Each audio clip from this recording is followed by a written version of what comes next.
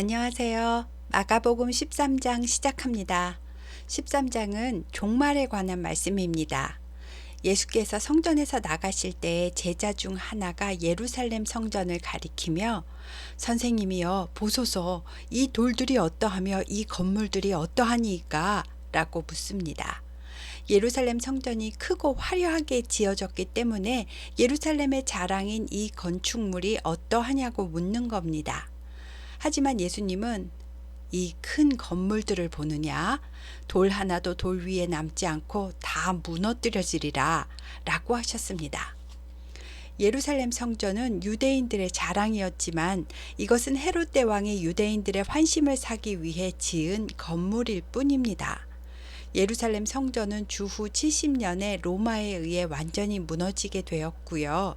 성령 강림 후로는 예수님의 이름으로 모인 공동체가 교회가 되고 하나님의 성령이 임하시는 우리의 심령이 성전이 되었습니다. 예수님의 이 말씀을 듣고 예수께서 감람산 성전 앞에 앉으셨을 때에 베드로와 야고보와 요한과 안드레가 조용히 예수님께 나와서 예수님, 성전이 무너진다니요. 언제 그런 일이 있습니까? 우리에게 말씀해 주십시오. 또 무너지기 전에는 무슨 징조가 있사오리까? 라고 묻습니다. 그래서 예수님이 종말에 대해 말씀해 주시는 내용이 13장 마지막 절까지 쭉 이어집니다. 예수께서는 너희가 사람의 미혹을 받지 않도록 주의하라. 많은 사람이 내 이름으로 와서 내가 예수다라고 하며 많은 사람을 미혹하리라. 난리와 난리의 소문을 들을 때에 두려워하지 말라. 이런 일이 있어야 하되 아직 끝은 아니니라. 민족이 민족을 나라가 나라를 대적하여 일어나겠고 곳곳에 지진이 있으며 기근이 있으리니 이는 재난의 시작이니라. 너희는 스스로 조심하라. 사람이 너희를 공회에 넘겨주겠고 너희를 회당에서 매질하겠으며 나로 말미암아 너희가 권력자들과 임금들 앞에 서리니 이는 그들에게 증거가 되려 함이라. 또 복음이 먼저 만국에 전파되어야 할 것이니라. 사람이 너희를 끌어다가 넘겨줄 때에 무슨 말을 할까 미리 염려하지 말고 무엇이든지 그때에 너희에게 주시는 그 말을 하라. 말하는 이는 너희가 아니요 성령이시니라. 형제가 형제를 아버지가 자식을 죽는 데에 내주며 자식들이 부모를 대적하여 죽게 하리라. 또 너희가 내 이름으로 말미암아 모든 사람에게 미움을 받을 것이나 끝까지 견디는 자는 구원을 받으리라. 멸망에 가증한 것이 서지 못할 곳에 선 것을 보거든 그때 유대에 있는 자들은 산으로 도망할지어다. 지붕 위에 있는 자는 내려가지도 말고 집에 있는 물건을 가지러 들어가지도 말며 밭에 있는 자는 겉옷을 가지러 뒤로 돌이키지 말지어다. 그날에는 아이 벤 자들과 젖먹이는 자들에게 화가 있으리로다. 이 일이 겨울에 일어나지 않도록 기도하라. 이는 그 날들이 환난의 날이 되겠음이라. 하나님께서 창조하신 시초부터 지금까지 이런 환난이 없었고 후에도 없으리라. 만일 주께서 그 날들을 감하지 아니하셨더라면 모든 육체가 구원을 얻지 못할 것이거늘 자기가 택하신 자들을 위하여 그 날들을 감하셨느니라. 그때 어떤 사람이 너희에게 말하되 보라 그리스도가 여기 있다 보라 저기 있다 하여도 믿지 말라. 거짓 그리스도들과 거짓 선지자들이 일어나서 이적과 기사를 행하여 할 수만 있으면 택하신 자들을 미혹하리라. 너희는 삼가라. 내가 모든 일을 너희에게 미리 말하였노라. 그때 그 환난 후에 해가 어두워지며 달이 빛을 내지 아니하며 별들이 하늘에서 떨어지며 하늘에 있는 권능들이 흔들리리라. 그때 인자가 구름을 타고 큰 권능과 영광으로 오는 것을 사람들이 보리라. 또 그때 그가 천사들을 보내어 자기가 택하신 자들을 땅 끝으로부터 땅 하늘 끝까지 사방에서 모으리라. 무화과 나무의 비유를 배우라. 그 가지가 연하여 지고 잎사귀를 내면 여름이 가까운 줄을 아나니 이와 같이 너희가 이런 일이 일어나는 것을 보거든 인자가 가까이 곧 문 앞에 이른 줄을 알라. 내가 진실로 너희에게 말하노니 이 세대가 지나가기 전에 이 일이 다 일어나리라. 천지는 없어지겠으나 내 말은 없어지지 아니하니라. 그러나 그날과 그때는 아무도 모르나니 하늘에 있는 천사들도 아들도 모르고 아버지만 아시느니라. 주의하라. 깨어 있으라. 그때가 언제인지 알지 못함이라. 가령 사람이 집을 떠나 타국으로 갈 때에 그 종들에게 권한을 주어 각각 사물을 맡기며 문지기에게 깨어 있으라 명함과 같으니, 그러므로 깨어 있으라. 집주인이 언제 오는지, 혹 저물 때일는지 밤중일는지 다굴 때일는지 새벽일는지 너희가 알지 못하기 때문이다. 그가 호련히 와서 너희가 자는 것을 보지 않도록 하라. 깨어 있으라. 내가 너희에게 하는 이 말은 모든 사람에게 하는 말이니라 라고 하셨습니다. 이해가 되셨나요? 다시 한번 정리해 보면 예수님께서는 먼저 사람의 미혹을 받지 않도록 주의하라고 하시면서 많은 사람이 예수님의 이름으로 와서 내가 바로 그리스도다 라고 하며 많은 사람을 미혹할 거라고 하셨습니다. 또 여기저기서 전쟁의 소문이 들리고 기근과 지진이 일어날 텐데, 전쟁과 기근과 지진은 재난의 시작이지 종말의 때가 왔다는 사인이 아니니까 두려워하지 말라고 하셨습니다. 또 예수님을 믿는 그리스도인이라는 이유로 모든 민족에게 미움을 받고 박해를 받을 것이며, 가족에 의해서도 공회에 넘겨지고 고난을 받을 텐데, 그때 성령께서 너희와 함께 하실 터니 공회에서 무슨 말을 해야 할지 고민하지 말라고도 하셨습니다. 환란은 먼저 복음이 세상 끝까지 전해진 후에 시작될 건데, 다니엘서의 말씀처럼 멸망에 가증한 것이 거룩한 곳에 선 것을 보거든, 다시 말하면 성전이 더럽혀짐 당하는구나 라고 깨달아지는 상황이 되면 그곳을 떠나 일단 높은 곳으로 가라고 하십니다. 아마도 하늘에 해, 달, 별에 무슨 이상이 생기는 상황이 벌어질 것이고, 기후가 추워지면 여자와 어린아이는 더 견디기가 힘들 테니까 그날이 겨울 때가 아니기를 기도하라고 하셨습니다. 그리고 예수님이 공중 재림하실 것이고, 그가 천사들을 보내어 자기가 택하신 자들을 불러 모으실 것이니 깨어 있어라. 그날이 언제 오는지 아무도 모른다 라고 하셨습니다. 먼저는 예루살렘의 멸망과 그때의 재난에 관한 예언으로 성취가 되었고요. 앞으로 올 환란과 예수님의 재림은 아직 성취되지 않았습니다. 그러나 깨어 있는 자들은 때가 왔구나 하고 무화과 나무의 비유처럼 미리 알아차릴 수 있을 것이다 라는 말씀도 해주셨습니다. 다음은 14장입니다. 이틀이 지나면 유월절과 무교절이기 때문에 대제사장들과 서기관들이 예수를 흉계로 잡아 죽일 방도를 구하면서 혹시 밀란이 일어날지도 모르니까 명절에는 하지 말자라고 하더랍니다. 유대식 날짜 계산은 오늘 해질 때부터가 다음 날이 시작이고, 로마식 날짜 계산은 지금 우리와 같이 자정부터가 다음 날의 시작이었는데, 당시에는 이 두 가지가 같이 사용되었다고 합니다. 예수께서 베다니 나병 환자 시몬의 집에서 식사하실 때에 한 여자가 매우 값진 향유, 곧 순전한 나드기름 한 옥합을 가지고 와서 그 옥합을 깨트려 예수의 머리에 부었답니다. 나드는 식물의 이름인데요. 당시에는 귀한 손님이 방문했을 때 화환을 머리에 씌우면서 값진 향유를 머리에 뿌리는 풍습이 있었답니다. 뿐만 아니라 나드 기름은 장례 때 시체에 바르면 방부 효과가 있었다고 하는데, 나드는 3000m 이상의 고산지대에 자라는 귀한 식물이라서 나드 뿌리 450g 정도가 100데나리온이나 했었답니다. 그 비싼 향유를 예수님의 머리에 바르니 어떤 사람이, 아마도 가룟 유다가 이것은 돈을 낭비하는 행동이다 라고 화를 내면서 이 향유를 300데나리온 이상에 팔아 가난한 자들에게 줄 수 있었겠도다 라고 하더랍니다. 300데나리온이면 한 데나리온 받는 품꾼이 300일 동안 매일 일을 해야 모을 수 있는 돈입니다. 보통 하루 일당을 8만 원이라고 계산했을 때 300일이면 2,400만 원이잖아요. 2,400만 원을 머리에 부어서 한 번에 없애는 것이 아깝다라는 생각이 들기도 하는데요. 이것은 인간적인 계산법이고, 오늘 하나님의 아들 예수님이 나와 한 공간에 계시고 또 그분이 십자가 사역을 준비하고 있다라는 것을 내가 알고 있다면 내가 가진 최대한의 값진 무엇을 드려도 전혀 아깝지 않겠구나라는 생각이 듭니다. 예수님은 가만두라. 너희가 어찌하여 그를 괴롭게 하느냐? 그가 내게 좋은 일을 하였느니라.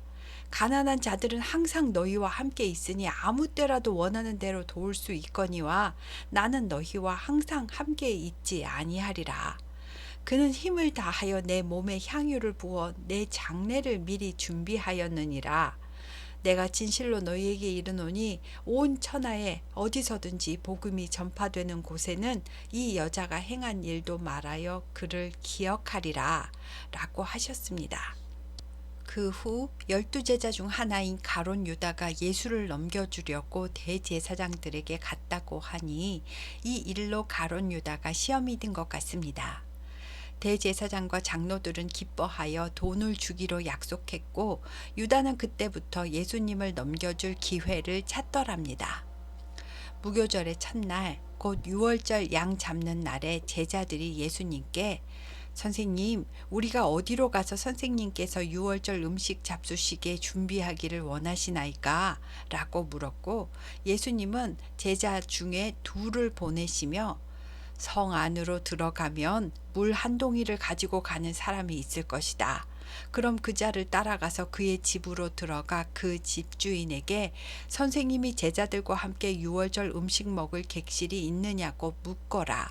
그러면 그 집주인이 자리를 펴고 준비한 큰 다락방을 보여줄 것이다. 그러면 거기서 우리를 위하여 준비하라 라고 하셨습니다. 여기에 이런 이야기가 자세히 설명되어 있는 것은 그 당시 물 한 동이를 들고 갔던 사람이 마가 자신이었고 예수님이 마지막 만찬을 하셨던 곳이 마가의 집이었기 때문입니다. 제자들은 예수님이 말씀하신 대로 유월절 식사하실 집을 준비하였고 날이 저물자 예수님과 12제자는 마가의 다락방으로 들어가서 식사를 합니다. 식사 중간에 예수님이 내가 진실로 너희에게 이르노니 너희 중에 한 사람 곧 나와 함께 먹는 자가 나를 팔리라 라고 하셔서 다들 근심하며 하나씩 나는 아니지요 라고 묻습니다. 예수님은 나와 함께 그릇에 손을 넣는 자니라. 인자는 자기에 대하여 기록된 대로 가거니와 인자를 파는 그 사람에게는 화가 있으리로다. 그 사람은 차라리 나지 아니하였더라면 자기에게 좋을 뻔하였느니라 라고 하셨습니다. 그리고 떡을 가지사 축복하시고 떼어 제자들에게 주시며 받으라 이것은 내 몸이니라 하시고 또 잔을 가지사 감사기도 하시고 그들에게 주시니 제자들이 다 마셨습니다. 예수님이 이것은 많은 사람을 위하여 흘리는 나의 피 곧 언약의 피니라. 진실로 너희에게 이르노니 내가 포도나무에서 난 것을 하나님 나라에서 새 것으로 마시는 날까지 다시 마시지 아니하리라 라고 말씀하십니다. 말씀이 육신이 되어 오신 예수님께서 나를 먹고 마시라 하신 것은 자신이 하신 모든 일과 그가 하신 모든 말씀을 양식처럼 먹고 마시고 내 안에 흡수하여 복음이 나와 하나가 되게 하라는 말씀입니다. 유월절 만찬을 마치고 예수님과 제자들은 하나님을 찬미하고 감람산으로 갔습니다. 거기서 예수님이 너희가 다 나를 버릴 것이다.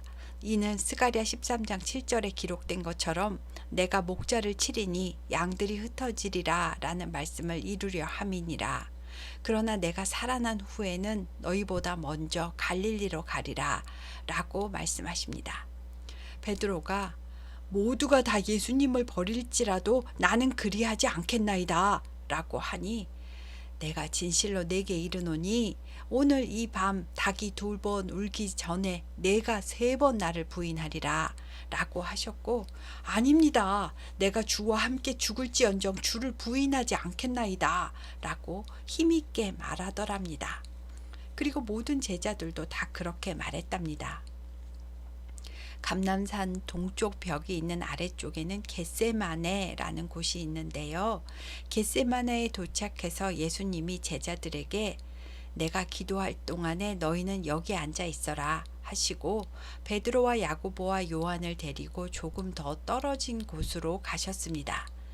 이때 예수님의 심정은 심히 놀라시고 슬프시고 고민하여 죽게 되었다는데요.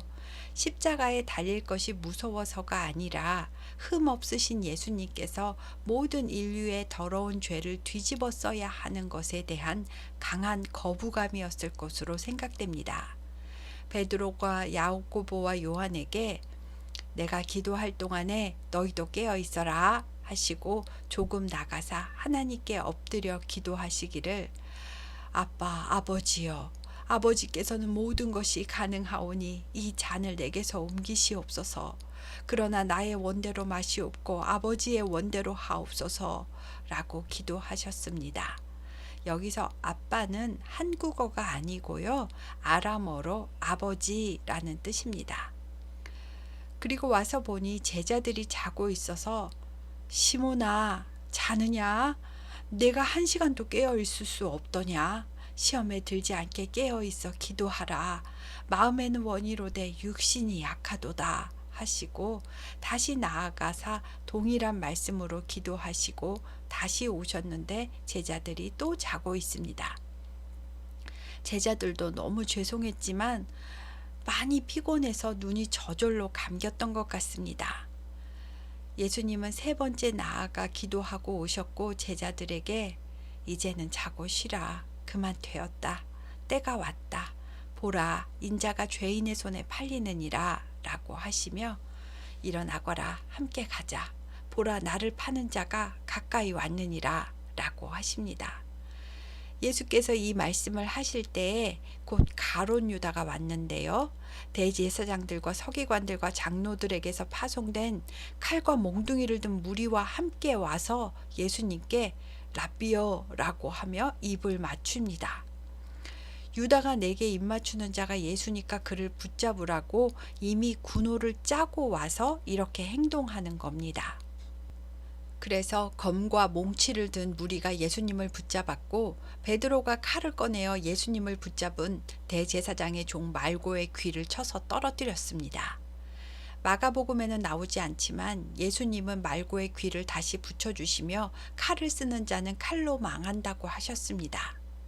예수님은 무리에게 내가 성전에서 날마다 가르쳤을 때에는 나를 잡지 않더니 지금은 뭐가 두려워서 강도를 잡는 것처럼 칼과 몽둥이까지 들고 나를 잡으러 왔느냐? 그러나 이것은 성경을 이루려 함이니라 라고 하셨습니다. 예수님이 붙잡히자 제자들은 다 뿔뿔이 흩어져 도망을 갔습니다. 그때 한 청년이 벗은 몸에 배 혼이불을 두르고 예수를 따라가다가 무리에게 잡히자 배 혼이불을 버리고 벗은 몸으로 도망가더라 라는 이야기가 삽입되어 있는데요. 마가가 잠을 자다가 성전에서 예수님을 체포하러 무리가 출발했다는 소식을 들었고 황급히 겟세마네로 혼이불을 두른 채 달려갔지만 이미 예수님이 체포되어 내려오시는 중이었을 겁니다.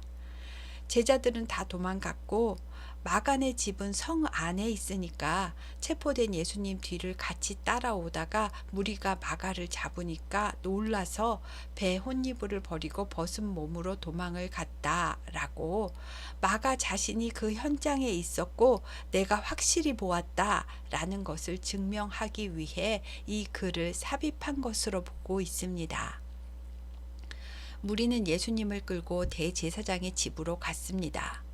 그곳에는 대제사장들과 장로들과 서기관들이 다 모였답니다. 대제사장은 원래 한 명이어야 맞는 거지만 당시에는 대제사장의 가문에 속한 사람들도 그냥 대제사장이라고 불렀다고 하여 신약에는 대제사장들이라고 표현하고 있습니다. 다른 제자들은 다 도망을 갔지만 그래도 베드로는 멀찍이지만 떨어져서 따라왔고 대제사장의 집들 안까지 들어가서 거기서 일하는 아랫사람들과 함께 앉아 불을 쬐고 있습니다. 안에서는 대제사장들과 온 공회가 예수를 죽일 명분을 만들려고 거짓 증인들까지 세웠고 그 야심한 밤에 재판을 하는데요. 아무리 해도 마땅한 증거가 안 나오자 대제사장이 가운데 일어서서 네가 찬송 받으실 이의 아들 그리스도냐? 라고 예수님께 묻습니다. 그러자 예수님이 그래 내가 그리스도다. 인자가 권능의 우편에 앉은 것과 하늘의 구름을 타고 오는 것을 너희가 보리라 라고 대답하십니다. 그러자 대제사장이 자기 옷을 찢으면서 우리가 어찌 더 증인을 요구하리요? 그 신성 모독하는 말을 너희가 들었도다. 너희는 어떻게 생각하느냐? 하니 모인 그들이 다 예수는 사형죄에 해당합니다. 라고 대답하여 사형으로 판결이 났습니다. 그러자 어떤 사람은 예수님에게 침을 뱉으며 예수님의 얼굴을 가리고 주먹으로 치면서 누가 쳤는지 선지자답게 맞춰봐라 하고 조롱을 하더랍니다. 그때 베드로는 아랫뜰에 있었는데 대제사장의 여종 하나가 와서 너도 나사렛 예수와 함께 있었도다 하니 베드로가 아이 무슨 말을 하느냐 나는 네가 말하는 것이 무엇인지 알지도 못하고 깨닫지도 못하겠노라 하며 앞뜰로 나갔습니다. 그런데 여종이 베드로를 보고 곁에 서 있던 자들에게 이 사람은 그 도당이다 라고 하니 베드로가 또 부인했습니다. 그러나 조금 후에 또 곁에 있던 사람들이 너도 갈릴리 사람이니 참으로 그 도당이 맞도다 라고 했고 베드로는 저주하면서 맹세하기를 아이 나는 너희가 말하는 이 사람을 알지 못하노라 라고 하니 닭이 곧 두 번째 울더랍니다. 그때 베드로는 예수님께서 닭이 두 번 울기 전에 네가 세 번 나를 부인하리라 라고 말씀하셨던 것이 생각나서 밖에 나가 통곡하며 울었답니다. 산헤드린 공회에서는 사형을 결정했지만 로마의 지배를 받는 상황이니 로마 총독에게 승인을 받아야 하는 일이 남아 있습니다. 날이 밝은 다음에 정식으로 재판하지 않고 오밤중에 모여서 사형을 선고하는 이유는 날이 밝자마자 총독에게 보내 사형을 확정짓고 그 당일에 십자가에 못 박으려는 계략입니다. 오늘은 13장과 14장을 했습니다. 감사합니다.